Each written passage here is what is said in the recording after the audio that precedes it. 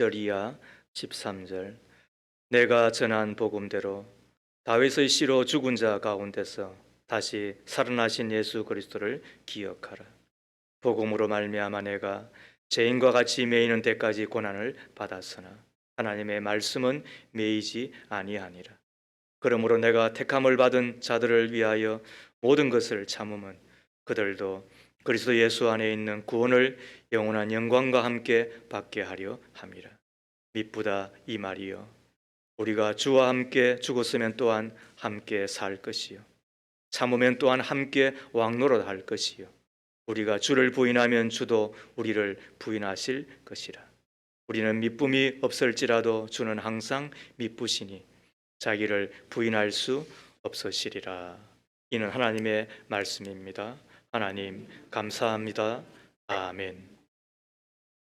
예수님을 기억하십시오라는 제목으로 성년주일 그리고 또 교회학교 수료하는 우리 수료생들과 또 우리 모두에게 귀한 말씀으로 나누어지기를 바랍니다.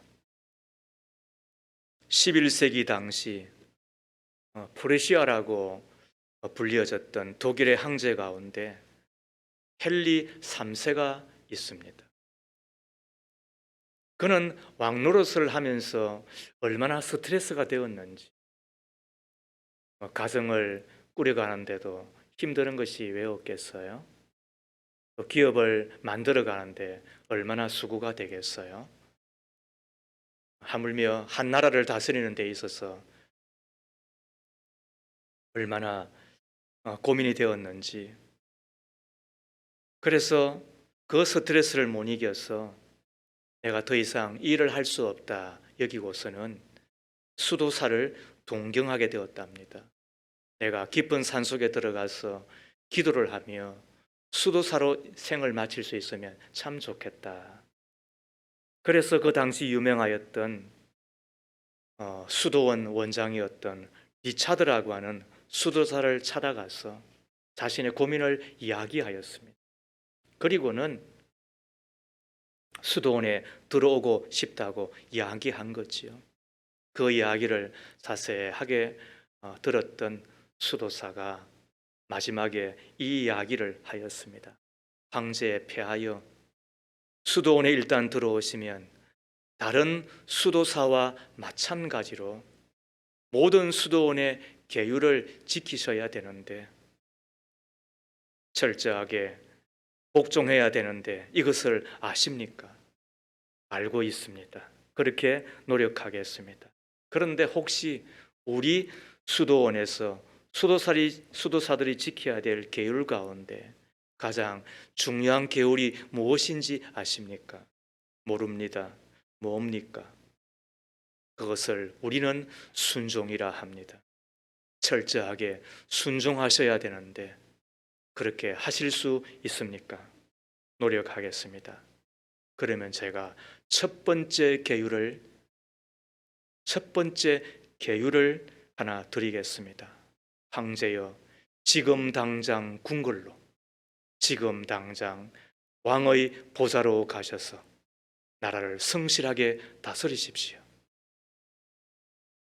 그래서 헨리 3세는 결국 수도원에 들어가지 못하고 다시 왕궁으로 돌아갔다는 이야기입니다. 왕궁으로 돌아가 또 나라를 다스리되 얼마나 성실하게 백성을 사랑하며 잘 하였는지, 그가 서거하였을 때 그의 무덤의 묘비명에 이런 글이 적혀 있었다고 전하여집니다. 나라와 백성을 위하여 성실하게 일하였던 이 여기에 잠들다. 오늘은 12월 26일입니다. 송년주일이기도 하고 며칠 있으면 한 해가 마무리되고 또 새해를 맞게 됩니다. 한 해를 살며 힘드셨죠? 잘 살려고 하니까 많이 힘드셨죠? 이제야 끝이 나나, 이제는 마지막인가 하면서 지난 2년을 살얼음을 긋듯이 지나는 가운데 고생 많으셨습니다. 참고 견디고 오늘 이곳까지 잘 오셨습니다. 한편으로 내 가정과 직장, 사업의 장에서 힘든 스트레스를 경험하면서 내가 이 자리 탈출하고 싶다. 내가 벗어났으면 좋겠다. 내가 끝까지 이 일을 잘할 수 있을까? 이런 저런 생각, 고민, 또 나름대로의 혼란스러움들 때문에 아마 힘들게 이곳에 계신 이도 없잖아 있으리라고 생각을 합니다. 그렇다고 해서 하나님께서 나에게 맡겨주시고 또 있으라고 명하신 자리, 내가 쉽게 떠날 수도 없는 처지이잖아요. 그렇다면 어떻게 우리가 다시 한 번 더 내 삶의 현장으로 돌아가 새로운 한 해를 당당하게 맞으며 잘 살 수 있을까? 저는 사랑하는 우리 믿음의 가족 여러분들에게 말하고 싶습니다. 그 수도 원장이 헨리 3세를 향하여서 황제에 피하여 돌아가십시오. 그리고 성실하게 나라를 다스리십시오. 라고 이야기하였던 것처럼 저도 여러분들에게 주의 말씀을 의지하여 한마디 드리고 싶습니다. 예수님을 기억하십시오. 8절 말씀에 내가 전한 복음대로 다윗의 씨로 죽은 자 가운데서 다시 살아나신 예수 그리스도를 기억하십시오. 복음은 기쁜 소식이잖아요. 여러 기쁜 소식이 있겠습니다만 최고의 기쁜 소식이 뭐예요? 예수 그리스도가 나를 위하여서 죽으시고 또 나를 위하여 다시 살아나셨다. 이것이 복음이잖아요. 그 복음의 핵심이 뭐예요? 예수잖아요. 그 예수를 기억하며 살아주십시오. 예수 그리스도를 기억하며 살라고 하는 이 이야기가 사도 바울을 통하여 하나님께서 친히 디모데에게 전하고 있는 것입니다. 디모데는 에베소 교회의 목회자였습니다. 지금의 목회 할만합니다. 그때 당시에 비하면 할만합니다.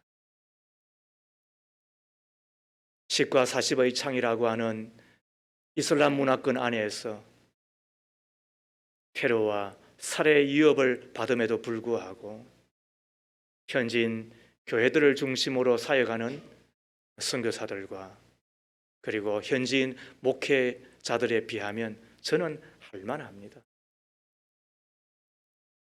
그러나 그때 당시 에베소라고 하는 곳에 내동댕이 쳐져 있는 디모데를 생각하면 참 안쓰럽습니다. 그는 디모데의 아버지라고 여겨지는 바울에 비하면 심약한 자였습니다. 뿐만 아니라 체질적으로 약한, 그래서 병이 자주 나는 사람이었습니다. 뿐만 아니라 로마의 박해와 핍박 가운데 잘못되어지면 야수에 던져져서 갈기갈기 찢겨지는 그런 처지에 있는 당시 그 상황을 생각해 보면 에베소 교회의 담임 목사로 사역하고 있는 디모데가 어떠한 처지였을까? 얼마만큼의 스트레스를 받고 있었을까? 내가 이 일을 끝까지 할 수 있을까? 내가 이쯤에서 그만두는 게 좋지 않을까? 하루에도 12번씩 생각하며 고민하며 기도하는 처지에 있었을 것입니다. 그 디모데를 향하여 오늘 바울이 하는 이야기가 무엇입니까? 그리고 오늘 우리를 향하여서 주님이 주시는 말씀이 무엇입니까? 예수님을 기억하라고. 예수님을 기억하라고 이야기하고 있습니다. 바울은 왜 하나님의 말씀으로 예수님을 기억하며 살라고 말씀하셨을까? 여러분과 함께 세 가지 정도를 나눕니다. 네 가지, 다섯 가지는 그 다음 여러분들이 스스로 깨닫고 내 것으로 만들어내십시오. 첫 번째, 예수님을 기억하면 총명을 주시기 때문에 그렇습니다. 예수님을 기억하고 살면 뭘 주신다고요? 총명을 주시는 것입니다. 7절 하반절에 주께서 범사에 총명을 주시리라 라고 이야기하고 있습니다. 헤르만 헤세가 지은 어거스터스라고 하는 작품이 있습니다. 아이를 낳지 못하는 부모가 있었습니다. 오랫동안 기도하는 가운데 스물로 아이를 낳게 되었습니다. 그 아이를 낳기 전 꿈을 꾸었는데 신비하게 생긴 노인 하나가 나타나서 내가 소원이 무엇이냐?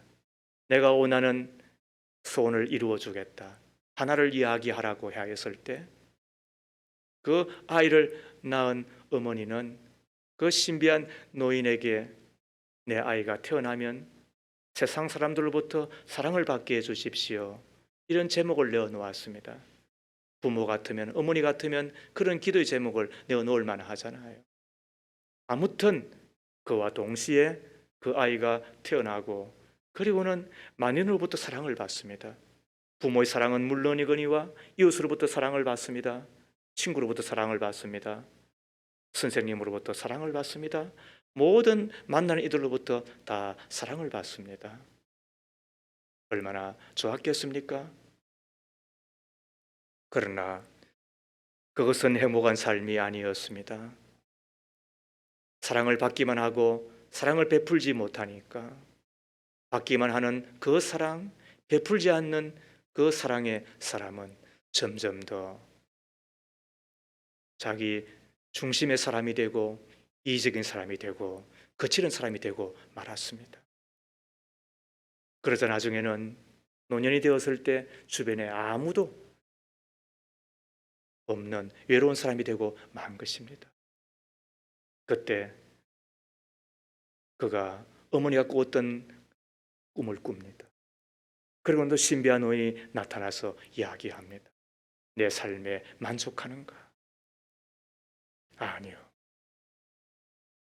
내가 어떻게 하면 좋겠느냐? 내가 원하는 소원이 있다고 한다면 하나를 이야기하라. 그리하면 내가 들어주리라. 그때 어거스트는 이야기하기를 모든 사람에게서 사랑을 받으며 사는 사람이 아니라 모든 사람을 사랑하며 사는 사람이 되게 해 주십시오. 이것을 뭐라 그런다고요? 이것을 삶의 지혜라고 이야기하는 겁니다. 이것을 총명이라고 이야기하는 것입니다. 삶을 살아가는 데 있어서 가장 중요한 것이 뭘까요? 돈 필요합니다. 건강 중요합니다. 사람을 만나는 것 없어서는 안 되는 것입니다. 그러나 인생을 살아가는 데 있어서 가장 중요한 것 없어서는 안 되는 것이 있다고 한다면 저는 감히 그것은 지혜이고 총명이라고 말하고 싶습니다. 지혜가 없이 어찌 인생을 영위할 수 있으며 총명이 없이 어떻게 아름다운 삶을 살아낼 수가 있겠습니까? 한 인생을 성공적으로 영위하며 마무리하는 지름길이 있다고 한다면 그것이야말로 총명이지 않겠습니까? 7절 말씀을 다시 보십시오. 내가 말하는 것을 생각해 보라. 주께서 범사에 내게 총명을 주시리라. 여기서 총명은 분별력을 이야기합니다. 좋은 사람을 만나면 얻는 선물이 있는데 그것이 지혜와 분별력입니다.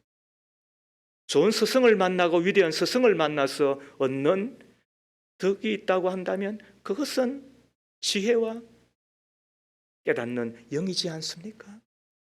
그래서 길 위에 서 있지만 길을 잃어버리지 않는 인생을 살아가게 되는 것입니다. 그것이 지혜의 힘인 것입니다. 그것이 총명의 힘인 것입니다. 그 지혜가 없으면 짐승이 되고 총명이 없으면 깨닫지 못하기 때문에 그래서 가축과 똑같이 되는 것입니다. 자녀를 위하여 기도할 때에 가장 중요한 제목이 있다고 한다면 내 가족을 위하고 우리 자신을 위하여 가장 중요한 것이 있다고 한다면, 그래서 돈이 아니고 건강도 필요하지만 건강만도 아니고 이 세상에 그 어떤 것보다도 중요한 것이야말로 그게 지혜이고 총명이지요. 그걸 누가 주신다고요? 교과서에서도 주기도 하지요. 사람이 가끔 우리 가운데 전하여 주기도 하지요. 그러나 성경은 이야기합니다. 주께서 총명을 주시리라. 그렇습니다. 그래서 우리가 예수 그리스도를 기억하며 살아가는 것입니다. 예수 그리스도를 이야기하는 것을 기억하며 살아가야 되는 것입니다.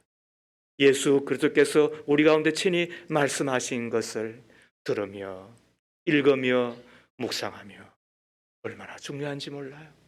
그때 우리가 어떻게 살아야 되는지, 우리의 길은 어디로 가는 것인지, 그 길 위에서 우리는 어떻게 방향을 세우며 가야 되는 것.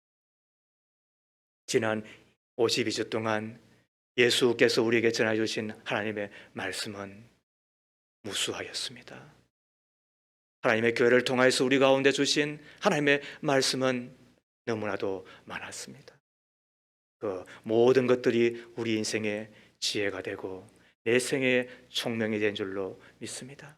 그것 때문에 우리는 방황하지 아니하고 방탕하지 아니하고 인생 허비하지 아니하고 그리고 오늘 이곳에 함께 있는 것 아니겠습니까? 예수를 기억하며 사십시오. 예수께서 말씀하신 것을 많이 생각하며 사십시오. 디모데가 바울 때문에 다시 총명을 얻고 그 목회를 성공적으로 이끌어내었던 것처럼 우리 목자는 목자대로, 특히 선생님은 선생님대로, 내 가정의 가장은 가장대로, 또 엄마는 엄마대로 내 삶의 현장에서 나름대로 잘 살려고 하시는 우리 모든 분들은 예수님을 기억하며 사시기를 주의 이름으로 축복합니다. 총명을 다 주실 줄로 믿습니다. 두 번째로 예수님을 기억하며 이김을 얻게 됩니다. 예수 그리스도를 기억하며 살아야 될 이유가 뭐냐? 이김 얻기 위해서 그런 것입니다. 닥터 홀의 조선 해상이라는 책이 있습니다. 조선에서 선교 개척자로 일생을 바친 의사 부부였던 부모 아래에 태어나 자신도 훗날 다시 의사인 아내와 함께 한국에 의료 선교사로 와서 16년의 세월을 보낸 닥터 셔우드 홀의 자서전입니다. 그분은 98세까지 사시며 하나님 나라를 위해 열정을 가지고 봉사했는데 그분의 열정 때문에 우리나라 최초로 결핵 요양소가 세워지고 1932년에는 남대문을 그린 우리나라 최초의 크리스마스 시일이 발행되었습니다. 그의 아버지 제임스 홀은 조선의 의료 선교사로 와서 환자를 치료하다가 전염병에 걸려 젊은 나이에 남매를 남겨두고 하늘나라에 갔습니다. 그의 어머니 로제타 홀은 남편뿐 아니라 딸도 어린 나이에 조선에 와서 잃어버리고 맙니다. 의사인 그녀는 남편을 먼저 천국에 보낸 후 미국으로 갔는데 원망스러워서 간 것이 아닙니다. 그곳에 가서 평양에 병원을 세우기 위하여 모금 활동을 하였다라고 전하여집니다. 장애인들을 돕기 위하여 점자를 공부하였습니다. 김에스더라고 하는 여인을 유학시켜 한국인 최초의 의학 박사를 만들어 주었습니다. 다시 조선에 돌아와서 6개월 만에 3살 된 딸 에스더가 천국에 가고 말았습니다. 얼마나 참 망연자실했겠습니까? 그러나 그는 원망하지 않았습니다. 먼저가 남편의 이름을 붙여 홀 기념병원을 세웠고 어린 딸을 생각하며 전염병으로 죽어가는 어린이를 위해 에디스 마가리트 어린이 병동을 세웠습니다. 그뿐 아니라 지금 이대 부속병원이 된 동대문 부인병원을 세워 무지한 부인들을 치료해 주었고 고려대학교 의과대학의 전신인 경성여자의학 전문학교를 세워 의사들을 배출시켰습니다. 시각, 청각 장애인을 공부시켰습니다. 자신들을 환영해 준 곳이 아닌데 도리어 핍박하고 죽이려는 사람들이 가득한 조선 땅인데 어떻게 연약한 몸으로 남편 먼저 보내고 딸 먼저 보내고 외아들을 기르며 조선 땅에서 그런 일들을 해낼 수 있었을까? 어떻게 한 여인이 그런 어마어마한 일들을 해낼 수 있었을까? 예수 때문이요. 그 예수가 가장 큰 기쁜 소식으로 자기 인생 가운데 찾아와서 망치를 때리듯이 충격을 주었고 그것이 살아야 될 이유이고 잘 사는 확신이었고 그렇게 살면 된다는 감격이었기 때문에 그는 그 여인의 몸을 가지고 천하를 그리고 세상을 울리는 사람이 된 것 아니겠습니까? 예수께서 나를 위하여 죽으셨다. 예수께서 나를 위하여 부활하셨다. 바로 그 예수를 기억하며 그는 이기는 자의 삶을 살게 된 것이지요. 사람을 이기는 것은 적은 것입니다. 원수를 이기는 것도 매우 적은 것입니다.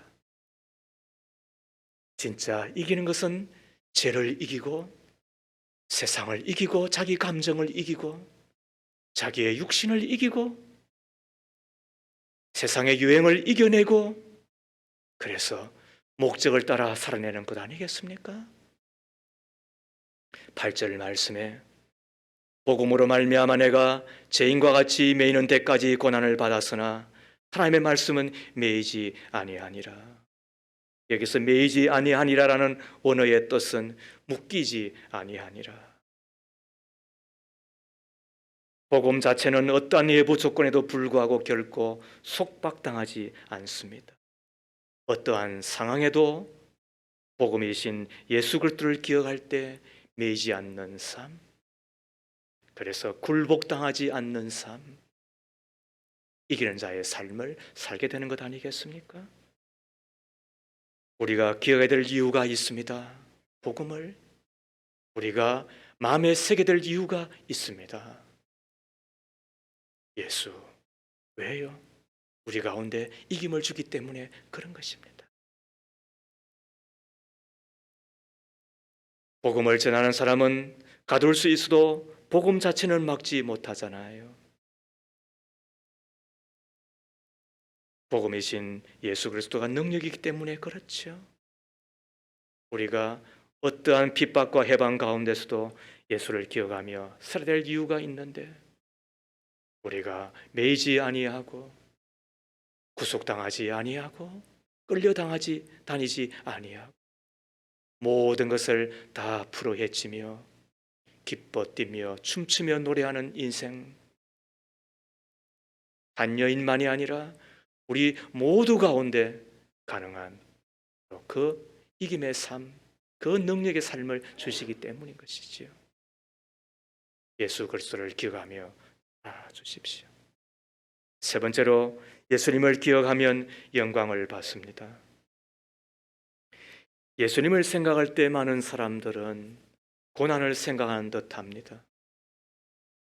복음을 생각하면서 보통 사람들은 희생을 생각하는 듯 합니다.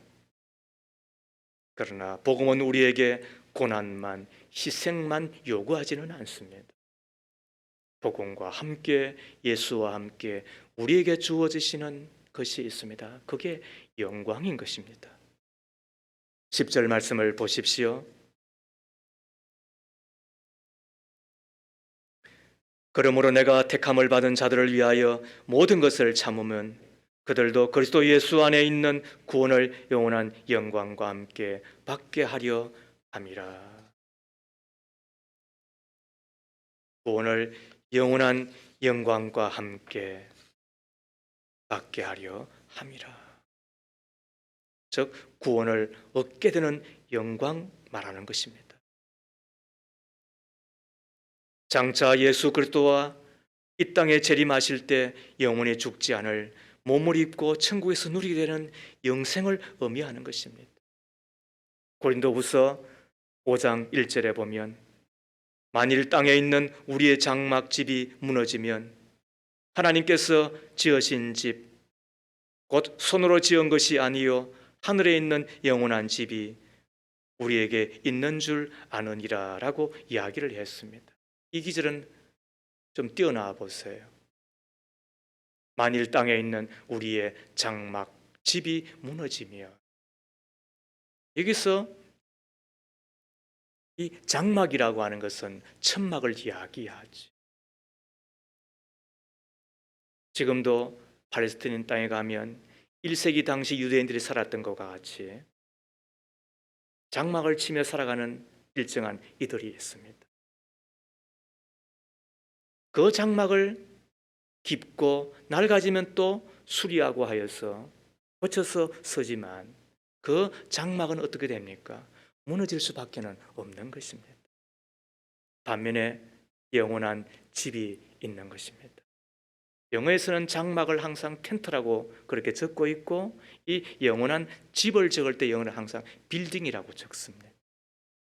장막은 일정하게 그래서 무너지지만 영원한 집은 빌딩으로 세워져서 끄떡 없다는 것을 이야기하는 거잖아요. 이 땅에 나그네 인생을 살아가는 우리의 육신은 장막과 같아서 무너질 때가 있겠지요. 그러나 우리가 영원한 천국 내 아버지 집에서 우리가 얻게 되는 그 영원한 집에서의 삶은 어떻다고요? 영원하지요. 이것이 영광인 것입니다. 우리가 예수를 기억하며 살아갈 때 이 영광을 얻게 되는 것입니다. 끝이 좋은 사람으로 살기를 바라며 한번 말씀을 나누었는데 우리의 마지막이 무엇이어야 좋은 끝이라고요? 천국이어야 좋은 끝이지요. 이 땅에서 희양찬란하고 화려하고 멋있고 그리고 내가 갖고 싶은 것 다 가지고 온다 한들 그 끝이 지옥이면 얼마나 불행합니까? 불쌍합니까? 불우합니까? 그것은 결코 좋은 끝이 아닌 것입니다. 믿음의 결국은 영원 구원이라고 베드로 전서 1장에서 이야기하고 있는데 믿음의 결국 잘 믿다 보면 영원 구원 받겠지 그런 뜻이 아닙니다. 믿음의 궁극적인 목적은 구원받는 것이다. 천국이어야 된다는 것입니다. 언제 가능한 것입니까? 내가 예수를 기억하며 살아갈 때 그런 것입니다. 제가 어릴 때 보통의 집은 다 한옥이었습니다. 스리터집 혹은 기아집은 조금 있기는 하였습니다만 다 한옥이었습니다. 그때 간혹 양옥이 있었습니다. 2층 양옥이 있었습니다. 참 부러웠습니다. 친구 집이 2층 양옥이었는데 갔더니 철문 있죠. 그것도 막 명패가 딱 붙어 있는 문 열고 딱 들어갔더니 파란 잔디밭이 펼쳐져 있는 거예요. 거기서 갔더니 또 벤치도 있고 고기도 가끔 구워 먹었는지 숯불도 있고 한참 걸어가서 갔더니 또 문이 또 있더라고요. 2층 집이더라고요. 얼마나 부러웠는지. 갔다 온 저를 얼마나 친구들이 부러워했는지. 친구들 한 이야기가 있습니다. 난 저 집에서 식모라도 한번 해봤으면 종으로 하루라도 살아봤으면, 이런 이야기를 하더군요. 그러나 우리가 들어가는 영원한 집, 그곳에서 우리는 어떻게 살게 됩니까? 12절 말씀에 참으면 또한 왕과 함께 왕노릇 할 것이요. 그렇습니다. 주님과 함께 참으면 주와 함께 왕노릇 하는 것입니다. 내 아버지 집에서 영원한 처소, 그 천국에서 종살이 하는 것이 아니라 종으로 가도 우리가 가야 되잖아요. 그곳에 노예로 가더라도 우리가 가야 되는 거잖아요. 그런데 그곳에서 왕노릇 하겠다고 해 주시니 얼마나 고마운 것입니까? 우리 가운데는 신앙생활을 하시며 어려움을 겪는 분들이 간혹 계세요. 그러나 그 어려움 참으면 주와 함께 왕노릇 할 것입니다. 우리 가운데 신앙생활 하는 중에 간혹 나를 분노케 하는 분들이 있다 하는 분이 있었어요. 참으면 주와 함께 왕노릇 하게 될 거예요. 누군가가 나를 괴롭히고 누군가가 나를 대적하는 경우가 있으시잖아요. 그때도 주님을 생각하고 주님과 함께 참으면 어떻다고요? 왕노릇하게 될 것이다. 그게 뭐라고? 그게 고음과 함께 되는 영광인 거예요. 그러므로 십자가 후에 뭐가 있다고요? 영생이 있는 것처럼 고난 후에 뭐가 있다고요? 영광이 있는 거예요. 예수 그리스도를 기억하며, 그래서 우리가 그 영광을 기다리며 그 영광에까지 나아가기를 힘쓰는 것 아니겠습니까?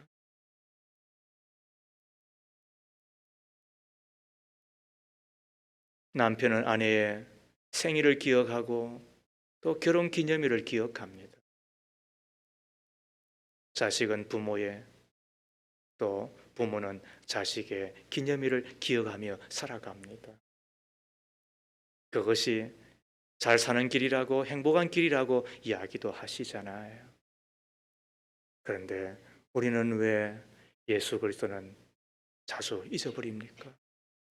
왜 우리는 그 복음에 대하여서 자주 기억하지 못하고 살아가는 자가 되고 있습니까? 인생의 긴 방황 끝에 돌아와 예수 그리스도에 대하여 눈물겹도록 아름다운 소설을 쓴 사람이 있습니다.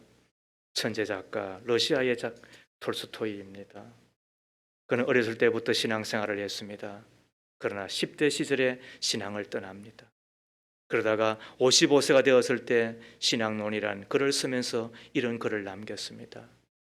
나의 지난 55년간 살아온 동안 내 인생 최초의 15년의 소년기를 제외하고는 안식을 경험하지 못했다. 안식을 알지 못하고 살아왔다. 18세 되던 나이, 친구가 찾아와 신이 인간을 만든 것이 아니라 인간이 신을 만들었다고 나를 설득했다. 나는 그 말이 진리라고 생각했다. 그래서 어렸을 때 가족의 종교인 기독교를 떠나기로 결심했다. 나는 종교를 포기하는 것이 자유를 얻는 것이라고 생각했다. 심지어 종교는 속박이라고 생각했다. 그러나 내 나이 55세, 이제 나는 내가 버린 어머니의 품과 같은 신앙의 품으로 다시 돌아왔다. 나는 종교로 돌아온 것이 아니다. 나는 예수 그리스도에게로 돌아왔다. 그리고 예수 안에서 참된 안식을 발견했다. 이것이 톨스토이가 우리를 대표하여서 하는 이야기인 줄로 압니다. 나의 모습은 어떠합니까? 예수님을 자주 잊어버리고 있지는 않습니까? 일주일에 한 번 정도 기억하는 것으로 만족하고 있는 자는 아닙니까? 예수를 놓치고 형식적인 신앙에 머물러 있는 자는 아닙니까? 부디 총명을 주시는 예수 그리스도를 기억하며 사십시다. 이김을 주시고 매이지 않는 삶을 살게 하시고 우리 가운데 천하를 호령하는 담대함으로 살게 하시는 예수 그리스도를 기억하며 사십시다. 영광, 그 영광을 주시는 예수 그리스도를 기다리며 기억하며 살아가는 저 여러분 다 되기를 주의 이름으로 축복합니다.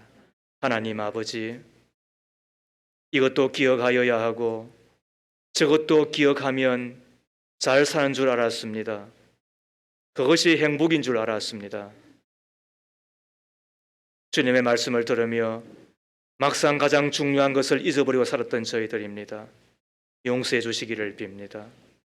사람 눈치 보고 세상에서 행복하기 위하여 기여하였던 것들 필요한 정도이지만 예수 그리스도를 기억하며 사는 것이야말로 가장 중요한 것이며 그때 총명 주시고 이김 주시고 영광도 함께 주시는 줄로 믿습니다. 나그네와 같은 인생의 길에서 주님과 함께 동행하기를 힘쓸 뿐만 아니라 내 마음의 보좌 예수님 모시고 예수님을 하루도 한순간도 잊지 아니하고 기억하며 살아가는 우리가 다 되게 하옵소서. 예수님 이름으로 기도합니다.